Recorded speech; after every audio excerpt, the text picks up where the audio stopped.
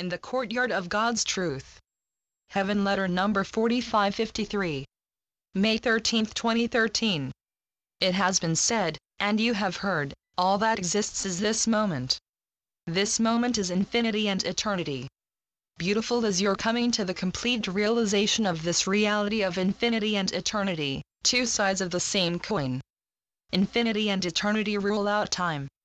Time cannot possibly exist in timelessness. Without the existence of time, there is no longer the possibility of suffering. Suffering comes either from the past, even the past of a moment ago, or it comes from fear of the future. Nor can fear of the future possibly exist in reality we speak of right now. Right now is on an even keel. Where there are infinity and eternity, time doesn't exist for either past or future to exist in. Past nor future cannot exist in infinity. No semblance of time can exist. In reality, the concept of cutting up eternity into time simply can't be, nor can the concept of time really be known and held onto. You become aware of the existence of reality, aware in the sense that you live in infinity and eternity where time in all its variations, in the nick of time, heavy hanging time, time going fast, time going slow, time marching on and so forth, time simply cannot and does not exist. In the reality we speak of, time can't be materialized, just as you presently are not quite aware of infinity and eternity. You have been unable to hold infinity and eternity in the palm of your hand. Without the existence of time, no longer is there the possibility of fear. Where would fear possibly exist when future does not and cannot exist? And where could past fear exist in any case? Furthermore, there is no time for fear to exist in, nor is there place. There is no time, no fear, no place. Without time and place, where can loss exist? Or mourning? Or missing? Or having to have?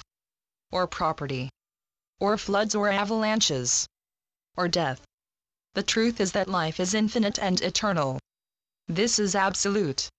You doubt, and yet this absoluteness is beyond a shadow of a doubt. True are you. You are truth. Infinity and eternity run through your bloodstream. There is nothing but truth and the whole truth.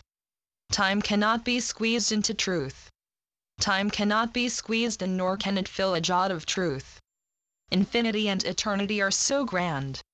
I will call the oneness of infinity and eternity truth. Only oneness is truth, and, in truth, oneness is life entire regardless of relative life, no matter how relative life overtakes and occupies your thoughts about it.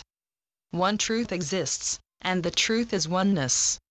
May the glory of oneness live as the truth you do know. Am I leaving out love?